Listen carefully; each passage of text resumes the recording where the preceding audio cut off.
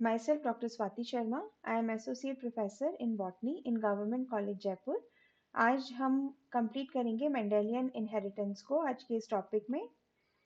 Last class में हमने monohybrid cross तक पढ़ा था। आज हम पढ़ेंगे डाईहाइब्रिड क्रॉस। डाईहाइब्रिड क्रॉस वास्तव में क्या है? Mating that involve parents that differ in two genes, two independent traits को जब हम कंसिडर करके और पेरेंट्स में वो दो इंडिपेंडेंट ट्रेट्स में डिफरेंट होते हैं, अदरवाइज वो सेम होते हैं, उनके बीच अगर क्रॉसओवर होगा तो हम दो कैरेक्टर्स को, दो ट्रेट्स को कंसिडर करेंगे उस क्रॉसिंग ओवर में, दैट इज डाईहाइब्रिड क्रॉस। इसके लिए एग्जाम्पल लें, अगर हम purple colour is dominant on white colour of P plant, P plant में पर्पल कलर डोमिनेंट है, वाइट कलर रेसेसिव है, और स्टेम लेंथ में भी toll plants are dominant, tall character is dominant and dwarf character is short character is recessive. अगर हम इन दो trades को कंसिडर करके और क्रॉसिंग ओवर करवाएंगे पेरेंट्स में, homozygous tall plant with purple colored flowers, homozygous dwarf plant with white colored flowers. So homozygous for tall and purple and homozygous for short and white color of flowers. ये parents को अगर हम cross over करवाएंगे तो इस crossing में जो gametes बनेंगे वो दो तरीके के गैमीट्स इसमें बनेंगे। होमोजाइगस डोमिनेंट प्लांट से कैपिटल टी स्मॉल पी और होमोजाइगस ड्वार्फ प्लांट से स्मॉल पी। और अगर हम पी स्क्वायर में इस प्रकार से इन गैमीट्स को अरेंज करते हैं और ये कॉम्बिनेशंस बनाते हैं तो हमें F1 जनरेशन में जो प्लांट्स मिलेंगे उनका जीनोटाइप होगा capital T small t, capital P small p. Capital T tall is dominant over dwarf and purple coloured flowers are dominant on white coloured flowers. तो सभी जो प्लांट्स होंगे वो टॉल होंगे with purple coloured flowers. Dihybrid cross में अगर हम F2 generation को F1 जनरेशन को क्रॉस कराएंगे और F2 जनरेशन हमें चाहिए तो उसके लिए हमें जो F1 जनरेशन मिलेगी वो हमें इस प्रकार की हेटेरोजाइगस मिलेगी, tall purple, short and white, और जो गैमीट्स बने वो ये बने, और गैमीट्स कंबाइन करके जो F1 जनरेशन बनाएंगे उसमें सभी प्लांट्स टॉल होंगे और पर्पल कलर्ड फ्लावर्स के होंगे। इसके पश्चात अगर हम F2 जनरेशन सेल्फ पॉलिनेशन हो अगर F1 जनरेशन में तो उसमें F2 जनरेशन जो हमें मिलेगी उसमें चार तरीके के फिनोटाइप्स हमें दिखाई देंगे। Tall plant with purple flowers, tall plant with purple flowers, ये दोनों ही प्लांट्स जो हैं वो हेटेरोजाइगस कंडीशन है टॉल और फ्लावर कलर के लिए, स्टेम लेंथ और फ्लावर कलर के लिए। और जो पॉसिबल गैमीट्स बनेंगे वो ये चार प्रकार के बनेंगे, capital T, capital P, capital T small P, small t, capital P, small T, small P. अगर इन चारों गैमीट्स को हम पी स्क्वायर पर अरेंज करते हैं और हमें जो सारे पॉसिबल कॉम्बिनेशंस हमें मिलेंगे वो मिलेंगे 4 phenotypes: tall plants with purple flowers 9, tall plants with white flowers 3, short plants with purple flowers 3, short plants with white flower 1। तो ये हमें रेशो मिलेगा 9:3:3:1 का हमें रेशो प्राप्त होगा F2 जनरेशन में। ये होगा फिनोटिपिक रेशो। ये है डाईहाइब्रिड क्रॉस जिसमें कि 9 हमें मिलेंगे tall plants with purple flowers, 3 मिलेंगे tall plants with white flowers, 3 का रेशो में हमें मिलेगा short plants with purple flowers और 1 short plant with white flowers. तो फिनोटिपिक रेशो होगा 9:3:3:1। लेकिन जो जीनोटाइप्स मिलेंगे वो हमें 9 मिलेंगे। फिनोटाइप्स तो ये 4 मिलेंगे लेकिन जीनोटाइप्स हमें 9 मिलेंगे। Tall plants with purple flowers में जो जीनोटाइप होगा वो क्या होगा? Capital T, capital T, capital P, capital P, मतलब वो टॉल और पर्पल दोनों के लिए होमोजाइगस है। फिर ऐसे मिलेंगे जो कि टॉल के लिए होमोजाइगस और पर्पल फ्लावर कलर के लिए हेटेरोजाइगस। कुछ होंगे जो कि स्टेम लेंथ के लिए हेटेरोजाइगस और फ्लावर कलर के लिए होमोजाइगस, और दोनों के लिए ये हेटेरोजाइगस कंडीशन मिलेगी। लेकिन डोमिनेंट होने के कारण टॉल प्लांट, ड्वार्फ प्लांट हमें नहीं मिलेगा, और कैपिटल पी एक भी अगर प्रेजेंट है तो purple flower is colour is dominant over white colour flowers, तो हमें पर्पल कलर के ही फ्लावर्स मिलेंगे। तो इसमें हमें जीनोटाइप तो मिलेंगे 4 तरीके के, लेकिन फिनोटाइप हमें एक ही प्रकार का मिलेगा। फिर tall plants with white flowers अगर फिनोटाइप है तो उसमें जीनोटाइप भी हमें 2 प्रकार का मिलेगा। चूंकि वाइट फ्लावर्स है तो इसलिए हमें यहाँ पर ये होमोजाइगस कंडीशन मिलेगी, लेकिन टॉल प्लांट के लिए होमोजाइगस एंड हेटेरोजाइगस दोनों प्रकार की कंडीशन होगी। इसी प्रकार से short flowers with purple flowers, short plants with purple flowers के लिए यहाँ पर हमें स्टेम लेंथ के लिए हमें होमोजाइगस कंडीशन मिलेगी, और रेसेसिव की और फ्लावर कलर के लिए हमें होमोजाइगस भी मिल सकती है और हेटेरोजाइगस भी मिल सकती है कंडीशन। लेकिन short plant with white flowers हमें दोनों ही कंडीशन होमोजाइगस रेसेसिव की प्राप्त होंगी। तो इस प्रकार से ये 9 जीनोटाइप्स हैं, लेकिन ये 4 फिनोटाइप्स हैं। इसके पश्चात उन्होंने अपना थर्ड प्रिंसिपल दिया, प्रिंसिपल ऑफ इंडिपेंडेंट असॉर्टमेंट।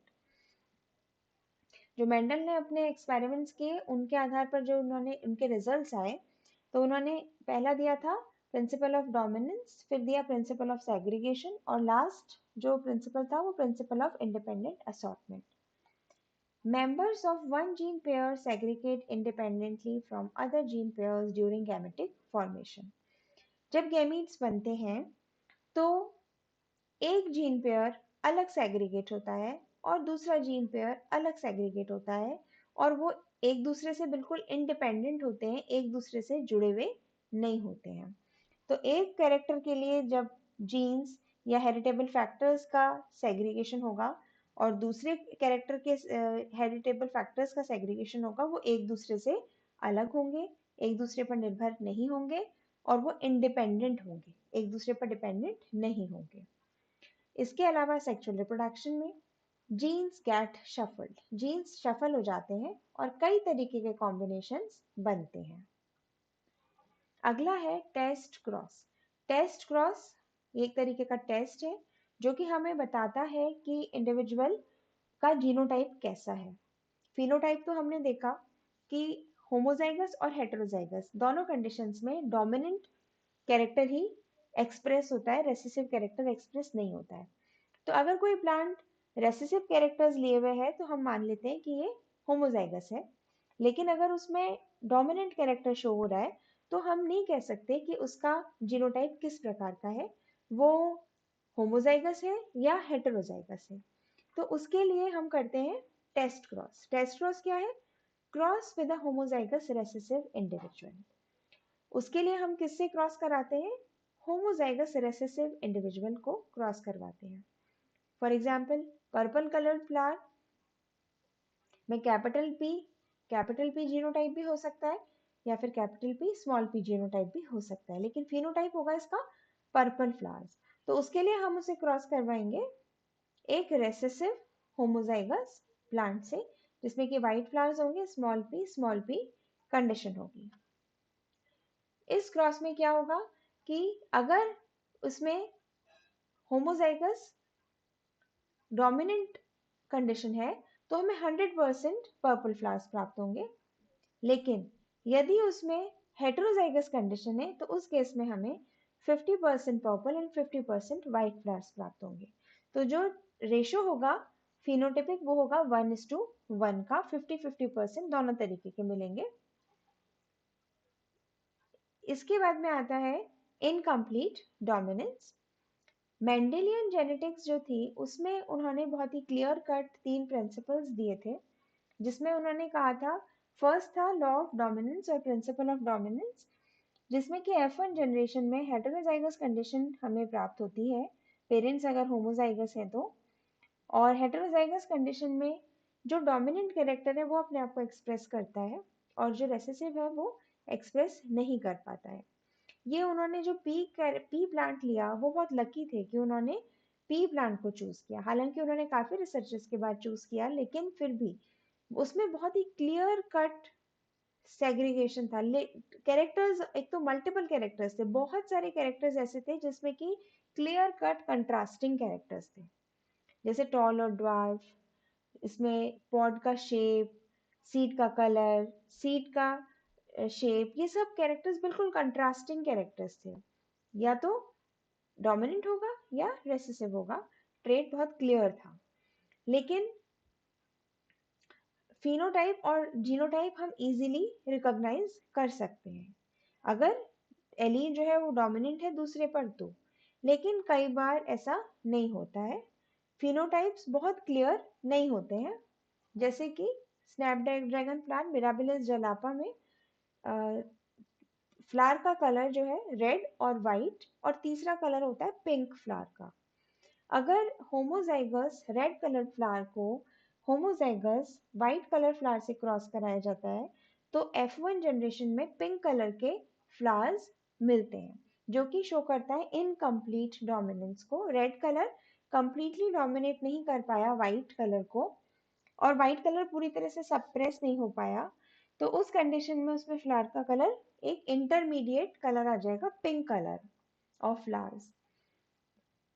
तो हमें F1 जनरेशन में सारे पिंक कलर के फ्लावर्स मिलेंगे, और F2 जनरेशन में हमें रेशो मिलेगा 1:2:1, 1 red flower, 2 pink flower and 1 white flower. तो इसमें जो जीनोटिपिक और फिनोटिपिक रेशो होगा वो सेम होगा।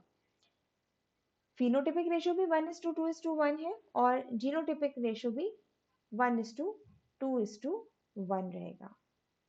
इसमें 1:2:1। Now summary of genetics.